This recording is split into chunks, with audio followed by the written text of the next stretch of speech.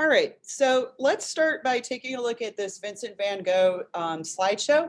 Vincent Van Gogh is one of the most popular painters. He lived in the 1800s, which I mean, honestly, is quite a long time ago, right? A lot of people put that period of art. It's past the Renaissance, so artists were loosening up a little bit. A lot of change happened. A lot of change happened that paved the way for modern art.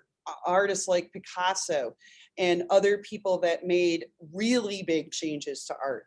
But artists in this period of time were doing some exciting things with like the same old boring subjects as Renaissance artists. Like they were taking their paints and they were going outside and they were painting on location from observation, but they were interpreting things in interesting ways and they were starting to liven up a little bit with their colors, particularly people like Vincent Van Gogh. So when we're talking about Van Gogh this week, one of the things that I really want you to focus on is the way that he creates visual and, actual and implied texture in his artwork. So he didn't have a super long life, and you may already know some of this biographical information about Vincent van Gogh, but he was a failure at everything. Like he tried a couple of different careers. He was not successful. He did not experience success as an artist while he was alive. He didn't sell anything. He wasn't considered a success by his fellow artists. And notably, he suffered from some form of mental illness or other, kind of illnesses, like people thought maybe he had, people now think maybe he had epilepsy. So a lot of things impacted his success. But that doesn't mean he wasn't a successful artist. And it doesn't mean that we can't learn a lot from him. Okay. So when we look at his artwork, one of the things that characterizes it, which is so incredible, like let me just zoom into this random part in the corner of this cypress tree. You can see that each one of his little brush strokes shows up on the canvas. And you might be taking that for granted, like, okay, yeah, he's a painter. But if you contrast that with other painters, even like some of the most famous ones, I'll pick a super famous one that probably you could kind of conjure up in your mind. Think of the Mona Lisa. The Mona Lisa by Leonardo da Vinci is a really famous painting. And it was sort of soft and mysterious and blended and fuzzy. It did not have any parts in it that looked like this, crusty and rough and broken up and choppy, okay? His style is such that you can see the marks that he made with his paintbrush. Okay, so like when I zoom in on different parts, even though this is kind of a low resolution picture, you can see different parts, how he painted with very thick paint, the grooves that he made with his paintbrush when he was painting. You can even see like down here look at all the color, first of all, in just that one section of this painting. That's amazing. But look in the lower left-hand corner, that like brown texture and color, that's the canvas. So while artists like Leonardo da Vinci, who would take sometimes more than a year or two to paint a painting, that's insane, by the way. And he was such a perfectionist, Leonardo da Vinci, that sometimes he would work on a painting, get done after a year, not like it, and burn it. That's crazy. Vincent van Gogh was a fast painter, and he would paint quickly and aggressively, and sometimes not even cover the entire canvas. You see down there in the corner? That's canvas just showing through. Okay, so he was painting like, really aggressively and kind of with great sort of energy. So he is a pretty interesting painter compared to other approaches to painting. So take a look at this because it really kind of sums up like his subject matter too. So he was very poor. He didn't have a lot of wonderful things to paint, I guess, Like another person from that time period was Claude Monet. Monet, you've heard of before. He was rich. He was famous in his lifetime, and he had gardens and things that he could paint. Van Gogh painted stuff around him. So he painted things like shoes and his furniture in his bedroom and the view out of his window wherever he was staying, which could be like his house or it could be whatever hospital he was staying in, flowers, himself. He painted so many self-portraits. He also really liked, and these were early paintings, he really liked to paint his country and his people. So those were simple people, hardworking people, the land and people doing things on the land like working and crops. But his style, you can see, is real heavy marks and texture. These are other people from the time period. You can see how flat some of the style is. You can see similarities in color, though. Color expression was getting very big around that time.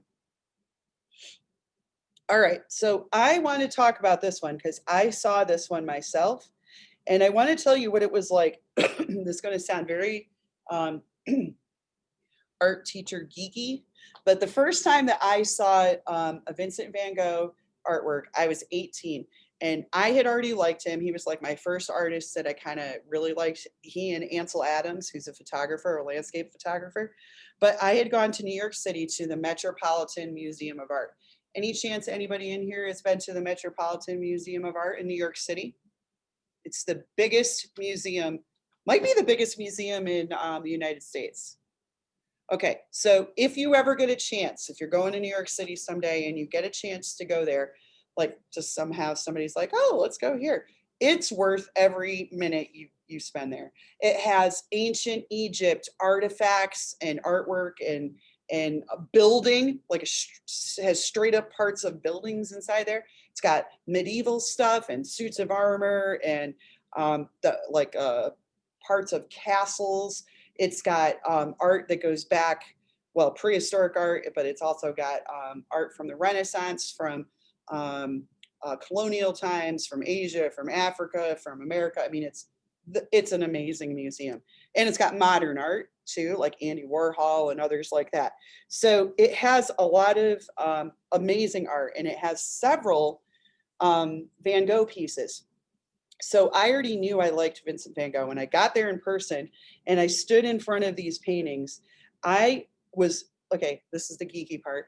I was like moved, honestly, to like, I felt very emotional because when I stood there, it wasn't like just looking at a poster of an artwork, which is what we did at the time. We didn't look on the internet because it was 1992. But, I stood there and I looked at the artwork about, this far away, 1.5 feet.